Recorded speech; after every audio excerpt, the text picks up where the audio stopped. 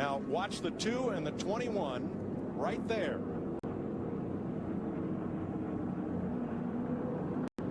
Boy, it looked like the 2 just started to get loose. I'm not so sure that there was any contact. Almost looked like the 2 just started to get loose all on his own. It definitely did not look like there were any contact between Trevor Bowman and that 21. Boy, Brian Scott hit that inside wall pretty hard in the 33 car. Jeff Gordon, Michael, and Let's Ed watch involved. this, Larry. See what happens here. The 21 to 2. See him right here.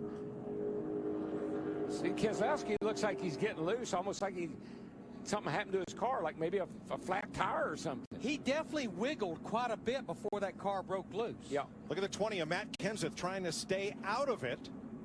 Alex Bowman behind him. We saw the tire come apart just before he hit the wall. You know, Matt had to be thinking that 23 was going to come down the racetrack, and he went to the outside. 23 never came down the racetrack, kind of stayed up there. Whoa, that is close. Cars colliding on the back straightaway. Alex Bowman, 23. Tony Stewart, more piling in. Is that Kyle Busch in the inside wall? 18 car all torn up. And Alex Bowman. This probably comes from just a push that went wrong. Yeah, it looks like Almirola got into the back of Yaley, just at the wrong little angle, and just pushed him in the right side. And Kyle Busch there in the smoke gets run into from behind, looked like by Austin Dillon, the 3 car. Looked like Kyle Busch was going to be fine, but when all the smoke, Austin Dillon not able to slow down and runs into the back of the 18. Now, was the 43 being pushed by the car behind Kyle him? Busch right there. Yep. He had slowed down and missed it and got run into by... Crash. 3 cars pile up. Bowman sideways. Dillon involved. Cornish, the yellow car, slamming into the wall. And we're back under caution. Jeb Burton, I believe, also involved. There's Cornish.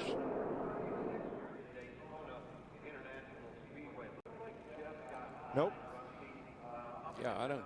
And it all started. Jeb Burton and Sam Hornish got together, and Bowman was just a victim. No. Yeah, well, he mentioned something about the 11. I think he said didn't need going on the outside of the 11. I think you want to take a look at all that. He was actually a victim in this whole thing. See right there, Jeb Burton gets into the right rear of Sam Hornish in that 9. And then Jeb, it just causes Jeb's car to go to the right, and then it comes back hard left right into Sam. And that's what got Bowman. Yeah, Alex Bowman has nothing to apologize for. No, I don't think he made a mistake. Racetrack, and the flames rolling out from the right side of the 7 of Alex Bowman. You know, we've seen this before at the short tracks. The 7 had an issue with the right front tire. It looked like he melted the bead, came down pit road, got a new tire on it, but didn't clear all the old rubber, I'm assuming, off. Well, no, I disagree. It's yeah, not we're going to out. disagree. It is not out, and the driver's climbing out of the car. That's Alex Bowman jumping out of there. I think he was telling him to get out. The 4 not going. They wreck behind him.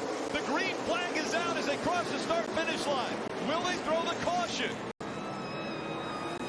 Trying to get back up to speed. Caution. Or if Kevin Harvick said he had a hard time accelerating, you see there he doesn't go. The 6 goes to the outside, and the 4 catches him in the bumper, spinning the 6. But behind them, there's even more contact. So right here we see they're under green flag. NASCAR's looking at the track, trying to determine if these cars can drive off. It's very important to see who the leader is when the light comes on.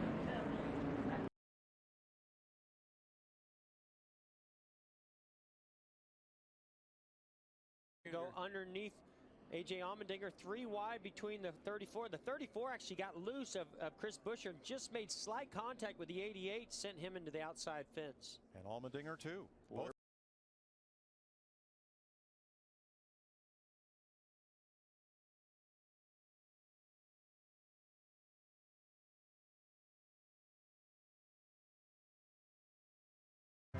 Yeah, getting the phone call that I was going to be filling in for Dale was pretty crazy for me. There's a lot of overwhelming feelings and not really completely knowing what to expect.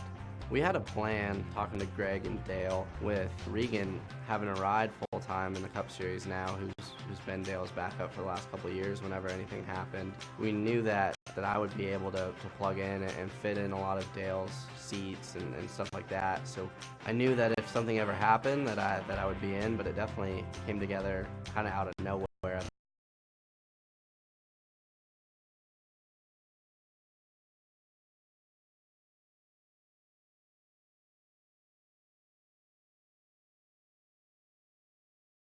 Ball goes Alex Bowman. He was running in the top 8. Looks like left rear tire's down, Mike. And that was it. It had left rear damage, a tire rub, and it had been going for some time. You may have seen some tire smoke just before. Left rear tire smoking right here, coming off from turn 4 down the front stretch. The 24 is to his inside. You go down into turn 1, the 88 has a flat tire. Yep, you can already see it up there. against the wall, and when he has a flat tire, out of screen goes the 24, who I think also had a flat left front. Back up here, you can beat the 24 on the outside. You say hi, all right, hold the brake here. Just hold the brake, hold the brake, you roll now. Let it roll, stay up high. You see the in-car, the 24s also has a flat tire.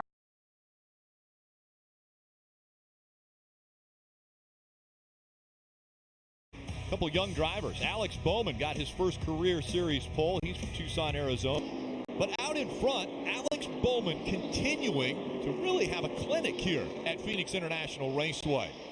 He has a 2.5-second lead over Matt Kenseth. So Kenseth.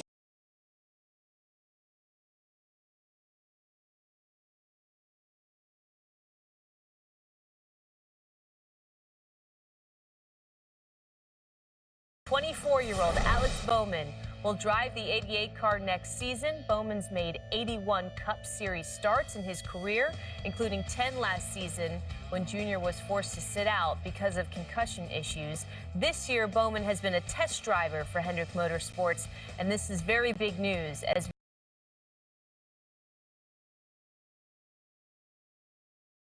I'm just thinking, what a difference a year makes for Alex Bowman. I mean, he wasn't even in the Daytona 500 last year. 45-second lap.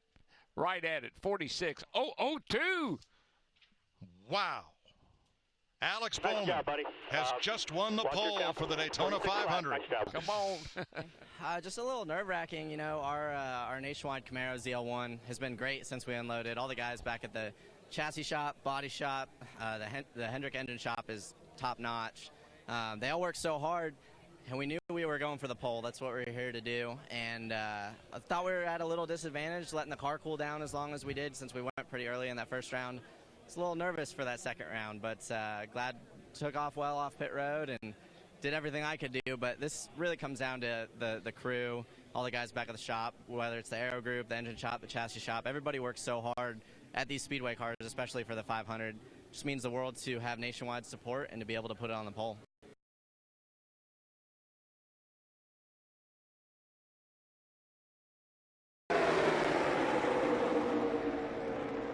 Hamlin put a block on the 41. And that's stalled out the 41. The 12's right in that area, that left rear that turns him around. Yep. And it was Alex half the field. It was on from there.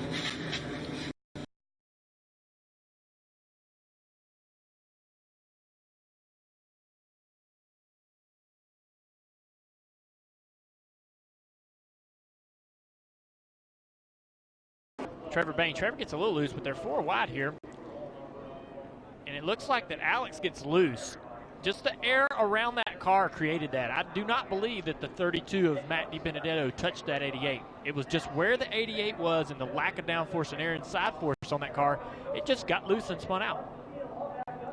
And not something uncommon with these Hendrick Motorsports cars. We've seen this over and over. When they get 3 wide and get in these compromising positions, they become very difficult to drive.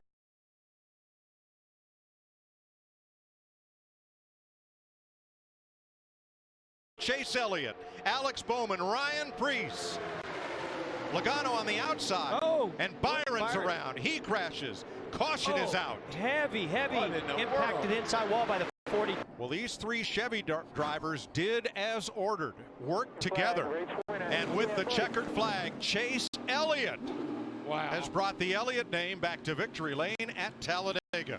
Yeah, there was no plan coming off turn 4, but unfortunately we didn't get there before the caution came out. So just big props to Chevrolet and everybody at Hendrick Motorsports. They brought great race cars here. We had a great nationwide Chevy from the time we unloaded and showed a lot of speed. We all stuck to our plans and executed really well. So props to everybody back at home at HMS and in the fab shop, the engine shop. And Alex Bowman on the high side. His car works well up there and gets a launch. Harvick has the best view of this battle for the lead. And Harvick is there. 7 to go in stage 2. He's got him. Well, look at how good Harvick's car rolls through the center. I think Alex Bowman's car works a little bit better up top, but he's trying to get this stage win, so he's trying to run the same lane as the 4 of Kevin Harvick, not having as much success, and he's coming up on lap traffic, heavy lap traffic. Yeah, this lap cars are going to be a factor for sure. David Reagan going 2 down. Reed Sorensen and Paul Menard trying to stay on the lead lap. Here he comes. Yeah, the 4 got to run on him. 88 of Bowman can't close up on the 21 Paul Menard. Really lost the air off the look nose at of the Bowman car. launch into 3. Oh, he sailed that baby off into 3. That's no question about that. Can he hang on to it off 4? He did. Still got it. But a guy that's right here knocking on the doors at 19 of Martin Truex Jr. 1 to go. Gonna be close. Bubba Wallace just ahead. Oh, Bowman way up high. Too high. No. Man, he just drove in there too hard, got the back end around. It's not over yet, though. Nope, he got up and out of the groove, and he's coming back. Can he use Bubba Wallace as a pick? That 43 car might hold up to 19. Truex has room underneath, and Martin Truex gets to the flag first. Well, that was fun. Kurt Busch got the free pass, so we have 17 lead lap cars. It'll be 131 to go as they take the green. Oh, not a good start for Alex Bowman. He didn't get going at all. But this is, when you don't come down pit road, you pick up all that rubber. 9-second lead over Alex Bowman, who's going to have a career day. Martin on Monday. Martin Truex wins.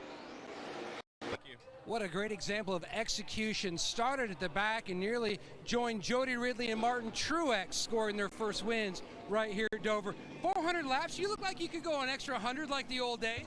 I'm worn out. This is the physically hardest race of the year for me, for sure. I think we're in Martin's way. I wish I was in his way at the end of the race, but no, we at least had a shot at it. It's really all you can ask for. Congrats to them. Our nationwide Blue Vine, small business, pitchtowinbig.com. Chevy was really good. Cool deal they got going on.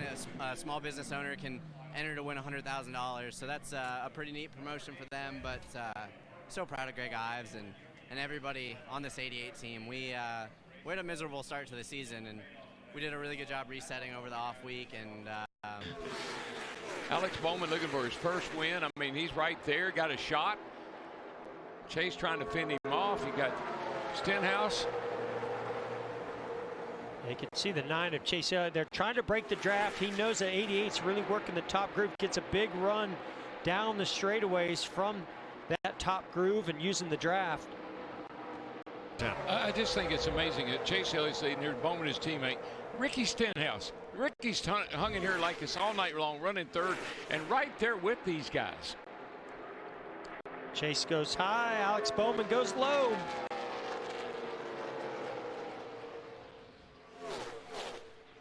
Oh, boy. Oh, boy, it's right. Oh, you boy. can see Chase Elliott goes down and side drafts. Alex Bowman gets him a little loose. Both cars look stable, though. I didn't see the 88 get loose. Knew in his mirror that Kyle Busch was going to try to make that move. Here's a pass for the lead with Alex Bowman. I tell you, Bowman is after it. He is wanting to win this race. Well, I'm impressed. Normally, when you are that tight to the outside of a car, it just sucks it around. And Jones to the bottom. Trying to make something happen. Keselowski to the top, and he's got to run. Here comes Keselowski on the outside. I mean, we got a race. Oh, no! Man, the 17 of Stenhouse had to check up when Bowman came up in front of him. Alex Bowman trying to win his first race. He's been second 2 weeks in a row. No winless Cup driver has ever finished second 3 races in a row.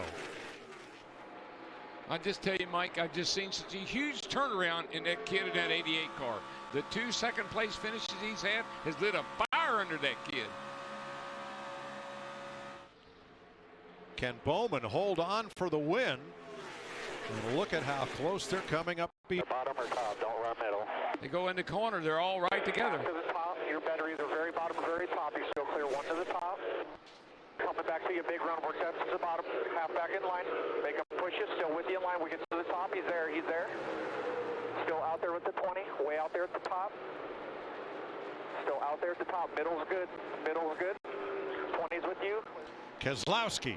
Wow. Yeah, New leader. I think lap cars played a big role there as they started coming up. Restart by Brad Keselowski. Yes, sir.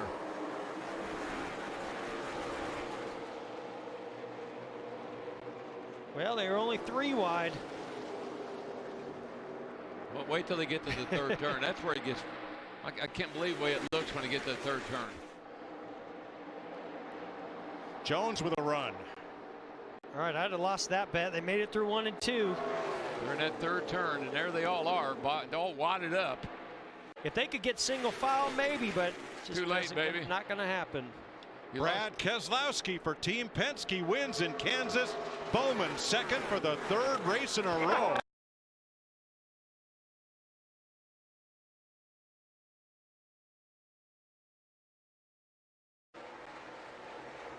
26-year-old Alex Bowman leading the Camping World 400 from Chicagoland Speedway as a 3.3-second lead over now Kyle Larson, who's running. Concern for Bowman that Larson's car gets better as he goes. He gets that top working and finds a lot of speed, and we saw him eating Bowman's lead up before this last pit stop.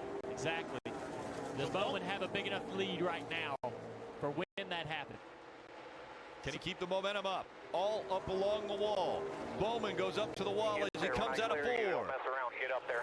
A huge run now for the 42 of Kyle Larson. He just told him. He just told him, don't mess around. Go to the top. There he goes. Trying to take the line away. He's trying to take away his line. And they're listening to each other. You heard that conversation. He's going to mirror drive you. They heard that relay to Alex Bowman, and they relayed it straight to Larson. Now Bowman goes low. So does Larson.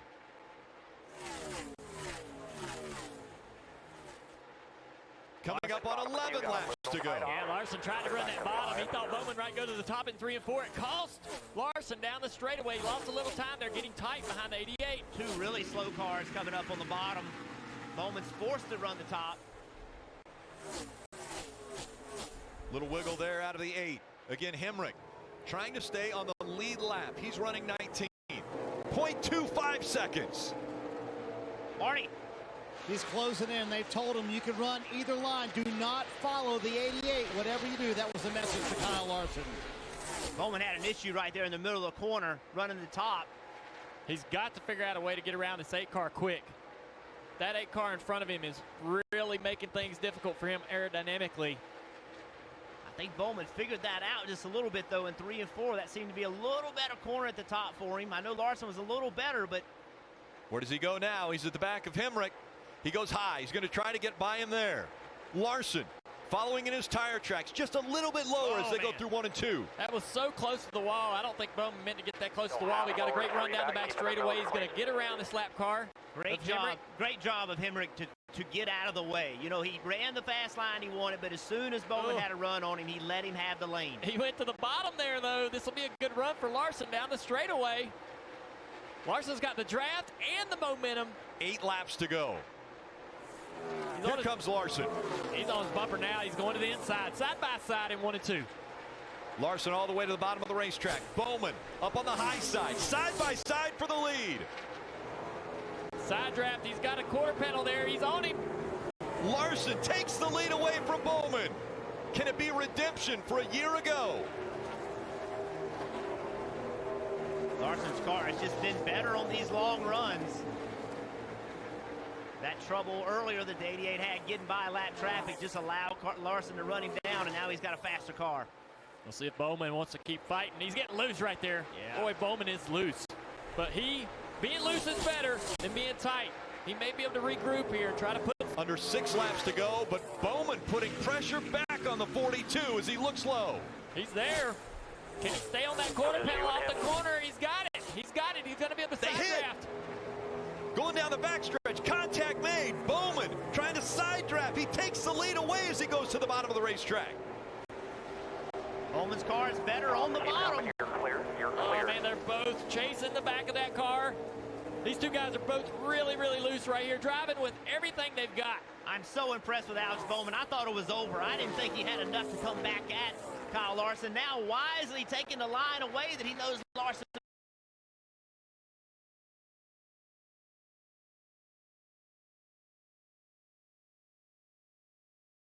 He comes up on 1 lap to go. Presented by Credit One Bank. Alex Bowman looking for his first win in the Monster Energy Cup Series.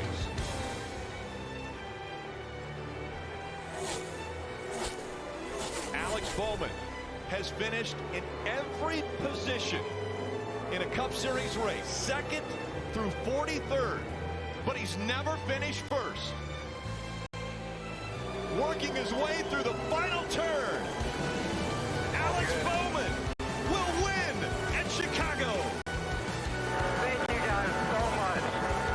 Damn, Greg, you are the man. Nice job, buddy. Heck of a job. I'm proud of you. Awesome heck of a execute. Proud of you guys fighting back on the last few laps there. Very proud. That was a great job by Alex Bowman. I'm so impressed. Chicagoland's first time we've had a first-time winner. Alex Bowman wins the Monster Energy Cup Series, getting his